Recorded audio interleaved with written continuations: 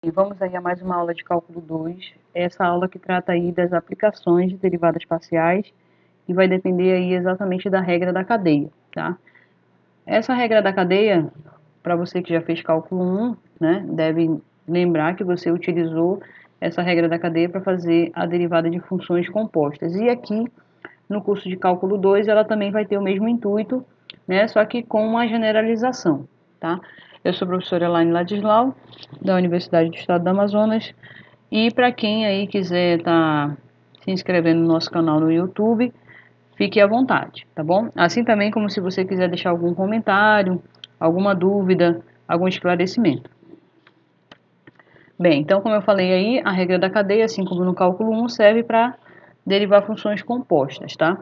Só que no caso nosso, a gente tem uma função que depende de duas variáveis e essas variáveis vão ser funções que dependem de outras variáveis. Então a gente vai ter aí a gente vai utilizar, na verdade, uma coisa chamada árvore, tá? Que vai ficar bem mais simples a gente colocar aí os pingos nos is e conseguir, então, verificar essa regrinha para derivar funções compostas, tá bom? Então, aí a gente vai ter, no caso 1, né, uma função que depende de duas variáveis, x e y. Lembrando que aqui, nesse caso, você pode chamar a função de f ou de z, isso aqui é uma igualdade. Então, nos livros, dá uma certa confusão, porque tem horas que fica a função denominada como f, horas como z. Mas isso daqui é só questão de gosto, né? Porque isso daqui é uma igualdade, então tanto faz você usar f ou z, tá? E aí, nesse caso, a gente tem essa função que é diferenciável nas variáveis x e y, ok?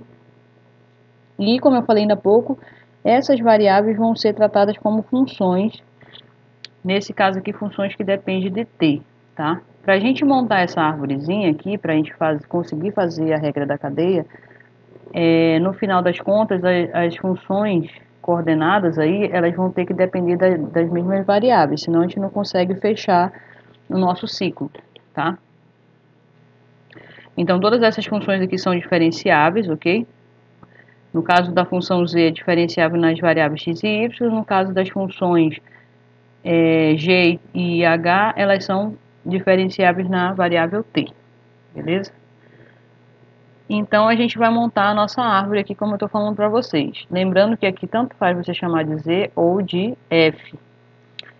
Nesse caso aqui, eu optei por chamar de f só para fazer essa confusão mesmo, que é o que o livro faz também, tá? Mas aí vai do que esteja sendo pedido no exercício. Então, aqui nós temos a função f, que depende de x e y. Então, a gente vai descer duas setinhas aqui, x e y. E tanto x quanto y são funções que dependem de t. Então, você vai puxar cada uma delas para a variável que você quer. Então, lembrando, essa função mais externa vai ficar dependendo apenas de uma única variável, que é o t. Então, aqui a gente vai ter uma derivada ordinária, tá? No final das contas. Para cada setinha que a gente fez aqui, a gente vai montar as derivadas. Então, aqui, ó, função depende de x e de y.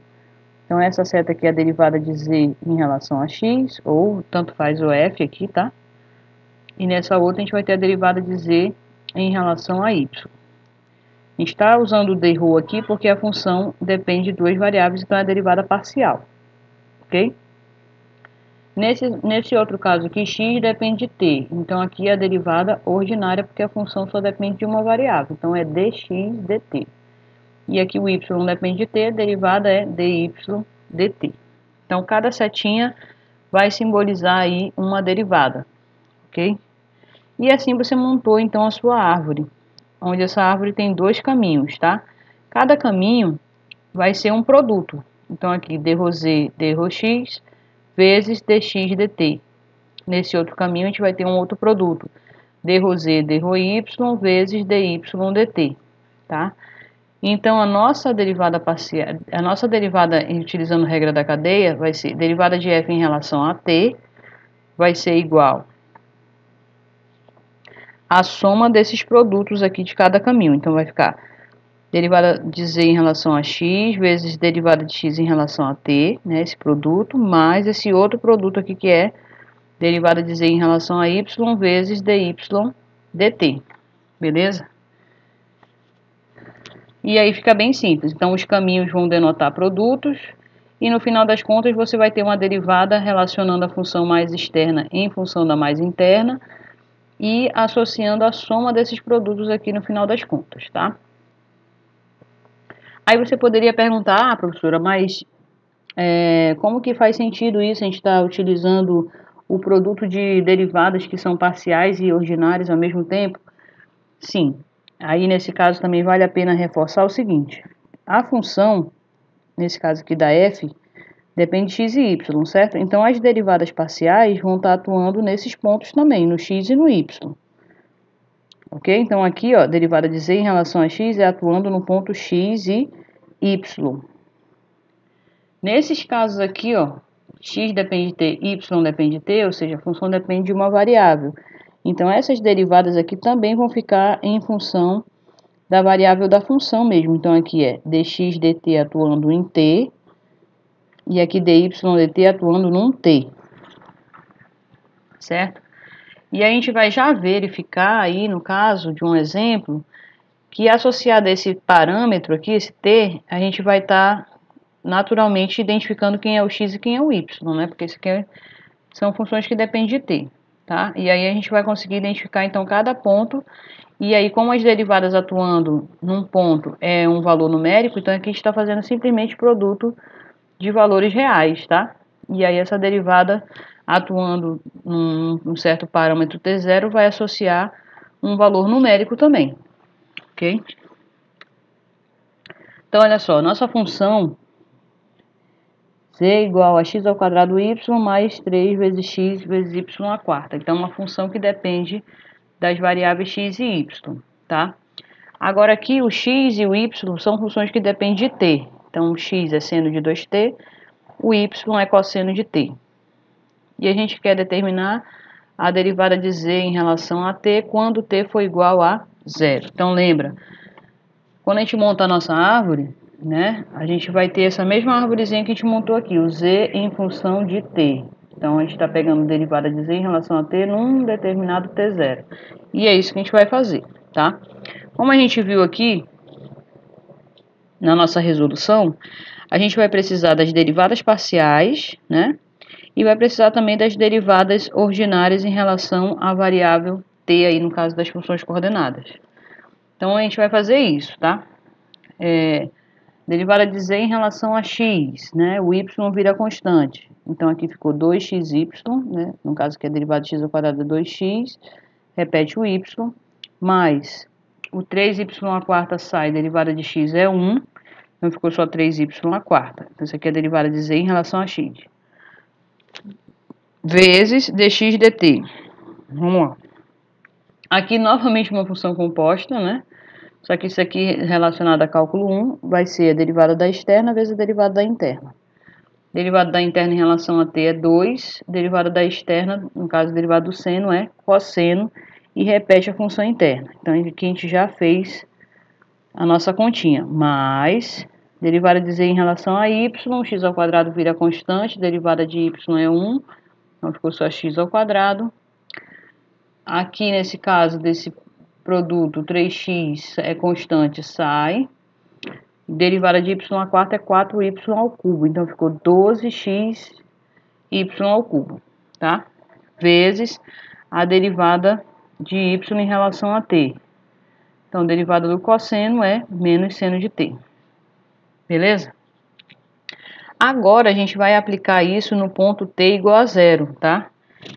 Percebo que aqui tem coisas diferenciadas, né? Como eu falei para vocês. Aqui depende só de t, aqui depende de x e y. Depende de x e y, aqui depende de t. Então, a gente precisa descobrir quem é o x e o y em função de t, tá? Então, quando o t for zero, o x vai dar seno de zero, que é zero. Quando o t for zero, o y vai ser cosseno de zero, que vai dar 1. Então, a gente já sabe que o x é zero e o y é 1. A gente vai só substituir agora aqui, ó. Vai ficar 2 vezes 0 vezes 1 mais 3 vezes 1 à quarta vezes 2 vezes cosseno de 2 vezes 0, que é 0, cosseno de 0 é 1, né? Aqui vai ficar 0 ao quadrado, mais 12 vezes 0 vezes 1 ao cubo, vezes menos seno de 0. Então, isso aqui está tudo 0. E aqui vai dar 6. Beleza? Então, fazendo os passos direitinho, montando a árvore, identificando as derivadas parciais e ordinárias, você monta, então, a sua derivada aqui no final, certo? Quando você monta dessa forma, a gente já fica ciente de que as derivadas parciais aqui, elas ficam dependendo de x e y, então você tem que encontrar quem é o x e quem é o y em função de t, e a derivada de x em relação a t aqui fica em função de t naturalmente, tá? O que eu falei ainda há pouco. Mas você pode montar separadinho, determinar cada valor desse daqui nos pontos associados e depois você vai fazer a multiplicação desses produtos, né? E depois somar esses produtos, ok? Aí, só para ficar mais, vamos dizer assim, contextualizado, eu peguei um outro exemplo do próprio livro, texto, associando aí a pressão e o volume de um gás ideal, tá? Então, a gente sabe que a equação é PV igual a nRT. No caso aqui, o nR já foi dado como uma constante, 8,31. Isso aqui é de química, né? Então, a gente tem as funções, né? As funções que dependem aí, no caso aqui, da pressão, volume e temperatura, tá? Lembrando que aqui nesse caso, olha, determine a taxa de variação da pressão quando a temperatura é de 300 kelvins e está aumentando a uma taxa de 0,1 kelvins por segundo e o volume é 100 litros e está aumentando com a taxa de 0,2 litros por segundo. Então, quando a gente tem um problema desse daqui, já que já foi relacionado à nossa equação, da onde a gente vai tirar a nossa função, né? A gente sabe que todos eles aqui, ó, se a gente perceber essa taxa de variação, tudo é em função do tempo, ó, porque está em segundos, ó, por segundo. Então, todos esses daqui, eles vão estar em função do tempo, tanto a pressão, quanto o volume, quanto a temperatura, certo? Então, o mais fácil nesse caso aqui é identificar a nossa função. A gente vai passar esse V dividindo para o outro lado, vai ficar aqui, ó, P igual a 8,31, que multiplica T, temperatura, sobre o volume, tá? Lembrando que tudo isso depende da variável tempo. No caso aqui, a pressão ficou em função da temperatura e do volume, mas a temperatura e o volume estão em função do tempo. Então, naturalmente, no final das contas, a gente vai ter a pressão também em função do tempo, certo? Você pode montar aqui a árvorezinha, tá? P que depende de T e V, e tanto T quanto o V depende do tempo. Então, no final, você vai ter a pressão em função do tempo, certo? E aí já monta as derivadas parciais, faz a verificação da árvore, os caminhos são multiplicados e depois você soma isso tudo. Então, aqui, ó, a taxa de variação de pressão, né, que é o dP dt, vai ser igual a derivada de P da pressão em relação à temperatura, vezes a derivada da temperatura em função do tempo, mais derivada da pressão em função do volume, vezes a derivada do volume em função do tempo, tá? Você montando a árvorezinha, você identifica isso aqui facilmente, tá? Como eu falei no primeiro caso ali para vocês. Beleza? Então, só novamente. A pressão depende da temperatura e volume. A temperatura e o volume estão em função do tempo. Então, quando você montar a composta, a pressão também vai ficar em função do tempo, tá? E aí a gente já tem aí, né, nesse enunciado, algumas taxas, certo?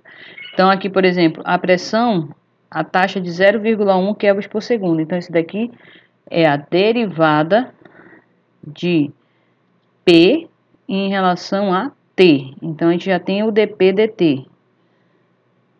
Cadê?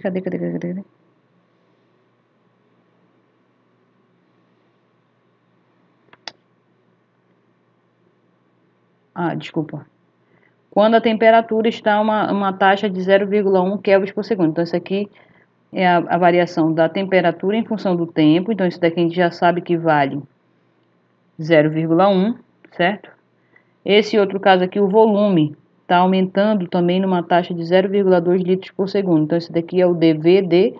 Então, essas duas, aqui, essas derivadas ordinárias, a gente já sabe quanto que vale, tá? Essas daqui a gente vai ter que fazer o que? As derivadas e aplicar nesses pontos que eles querem aqui. No caso, quando a temperatura for de 300 kelvins e o volume for de 100, certo? Então, a gente vai fazer a derivada aqui, ó. Derivada de P em relação à temperatura. Esse 8,31 sobre V aqui sai. E a derivada de T é 1. Então, ficou 8,31 sobre V, né? Aí, aqui,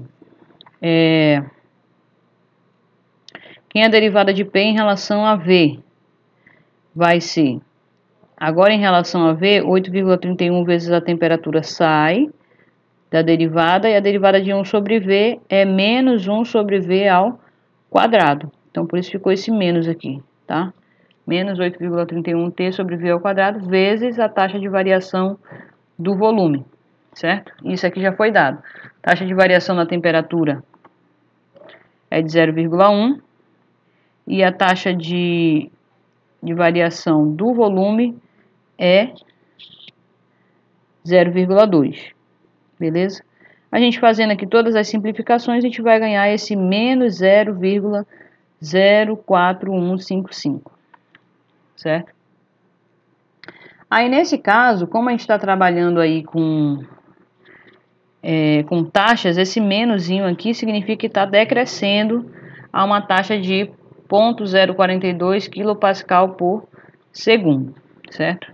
Então, essa é a taxa de variação aí que ele está pedindo, da pressão em função do tempo, tá? É claro que só falando assim, eu não montei aqui a árvorezinha, mas eu vou deixar a cargo de vocês que estão assistindo para montar aí a árvore, né? Chegar nesse resultado aqui e depois fazer aqui as derivadas parciais direitinho, que você vai chegar exatamente na mesma coisa. Só lembrando que essa derivada parcial, aliás, essa derivada da pressão em função do tempo, ela vai estar atuando num ponto onde esse instante tem que ser exatamente quando a temperatura for de 300 e o volume for de 100, tá? Então, é por isso que a gente aplicou aqui, onde tinha T, ficou 300 e onde tinha V, ficou 100, tá?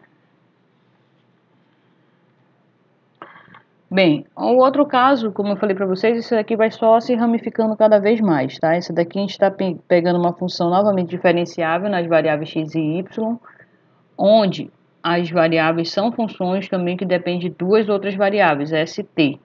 Agora já está aumentando a nossa árvore, a ramificação dela vai ficar maior.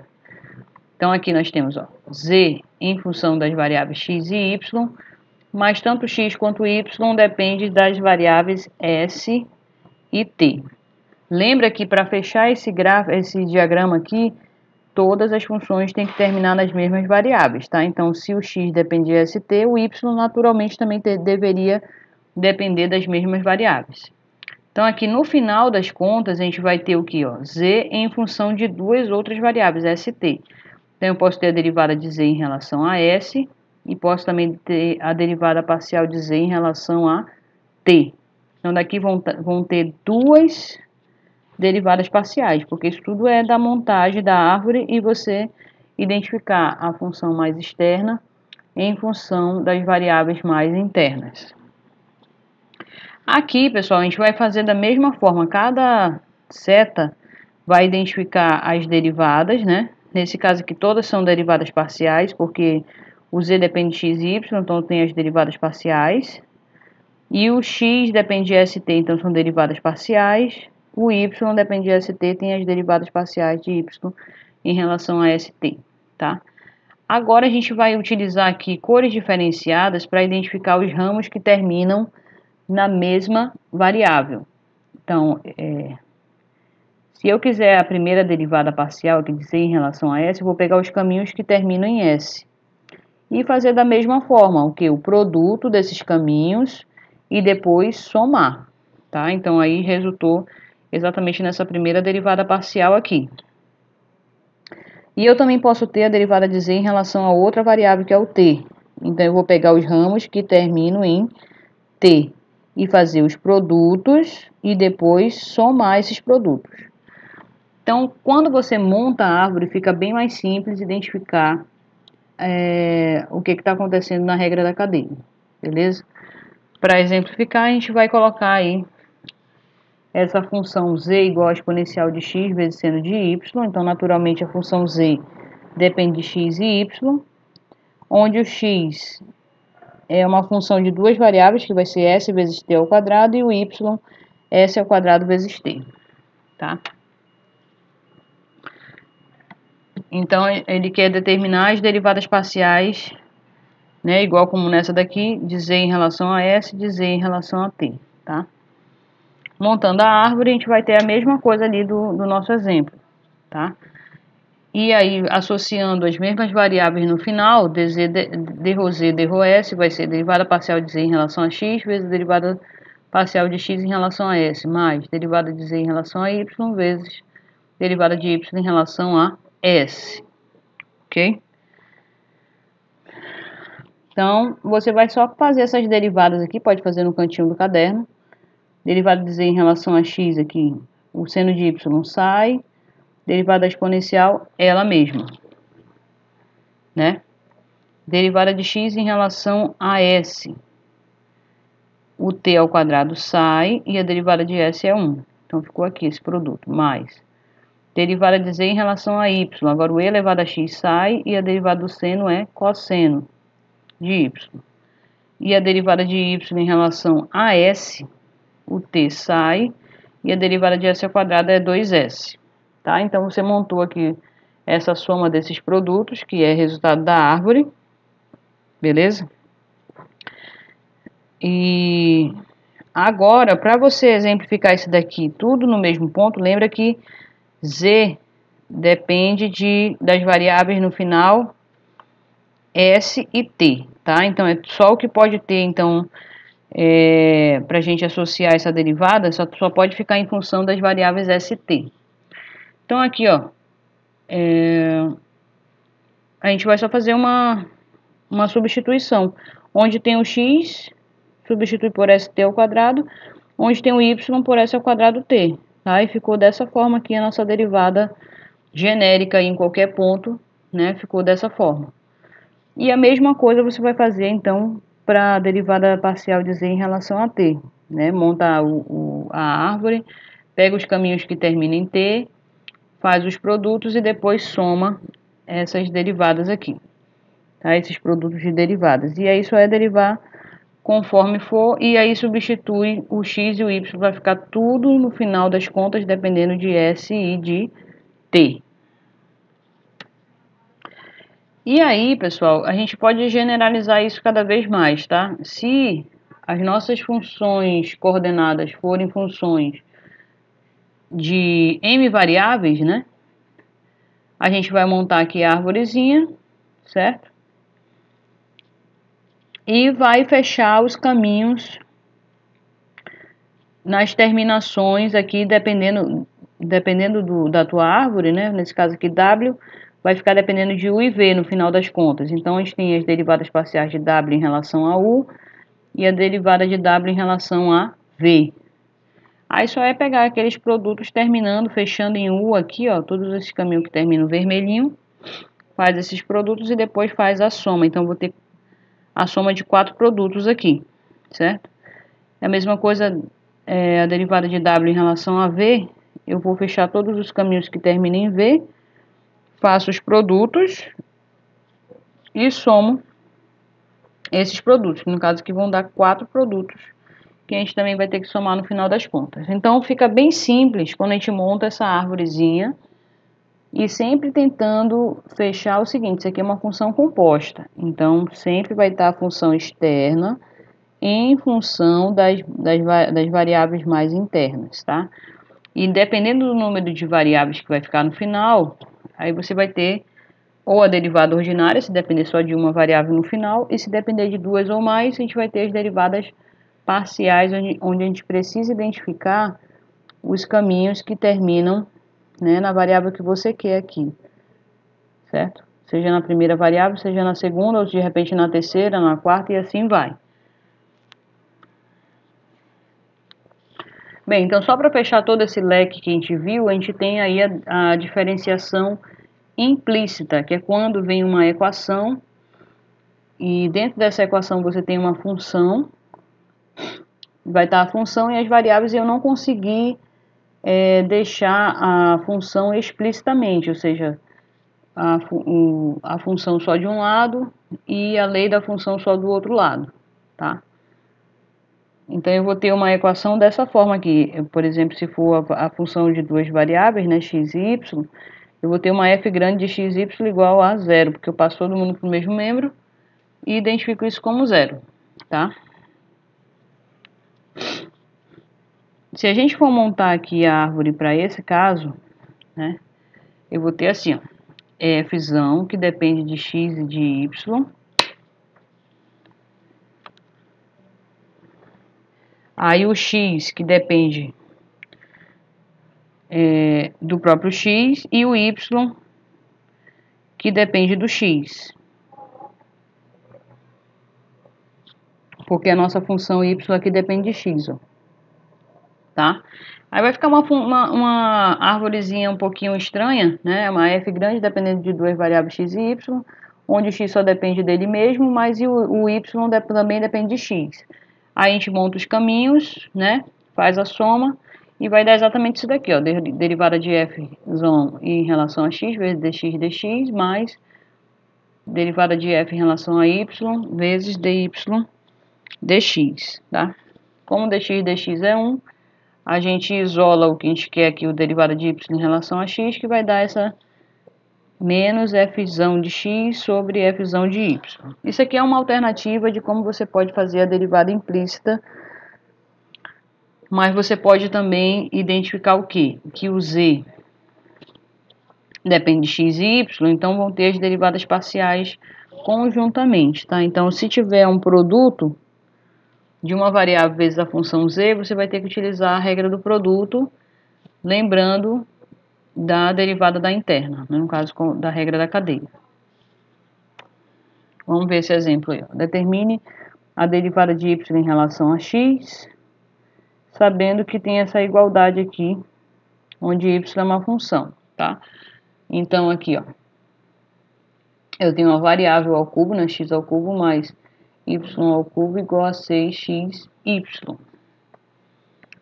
Se eu quiser fazer dessa maneira aqui, eu tenho que passar todo mundo para o mesmo membro e igualar isso a zero. Então vai ficar x ao cubo mais y ao cubo menos 6xy igual a zero. Beleza? Então a gente sabe que daqui dessa função grandona, a gente sabe que o dy dx vai ser essa formulazinha já pronta, né? Menos fx sobre fy. É como se estivesse fazendo aqui um xzinho de troca aqui, essas derivadas, tá? Aí você faz a derivada de f em relação a x, dá 3x ao quadrado. Aqui não depende de x, então dá zero. E aqui daria menos 6y sobre derivada de f em relação a y. X aqui só depende de x, então é zero. Derivada de y ao cubo é 3y ao quadrado. Derivada desse menos 6xy em relação a y é menos 6x. E aí simplifica o que tiver de simplificar. Ou você poderia utilizar o seguinte, você poderia derivar tudo em relação a x, aqui essa equação, lembrando que o y é uma função de x, tá? Então ficaria assim, ó, derivada de x ao cubo, 3x ao quadrado, mais derivada de y ao cubo. Isso aqui eu sei que é uma função composta, porque o y é um f de x, que está ao cubo. Então ficaria 3f de x, no caso que é o y ao quadrado, seria a derivada da externa, vezes a derivada da interna, que é dy dx. Igual, aqui o 6 sai, vai ficar a derivada do produto. A derivada da primeira em relação a x mesmo é 1, que ficaria o y, mais x vezes a derivada da segunda, que é dy dx. Aí você arruma todinho, deixa o dy dx em evidência e passa para o primeiro membro, isola e vai dar o mesmo resultado, tá? Então você pode fazer utilizando essa f grande, né, passando todo mundo para o mesmo membro e seguindo essa regrinha aqui de bolo, ou você pode já ir naturalmente lembrando que de quem é a função e utilizando a regra da cadeia, tá? Bem, pessoal, era isso que eu tinha para falar para vocês. A gente está utilizando os livros do Stuart, volume 2, né, de cálculo, e do Guidorize, um curso de cálculo, volume 2 também. Mas qualquer outra literatura que trate desses assuntos, você pode estar consultando. Bons estudos a todos.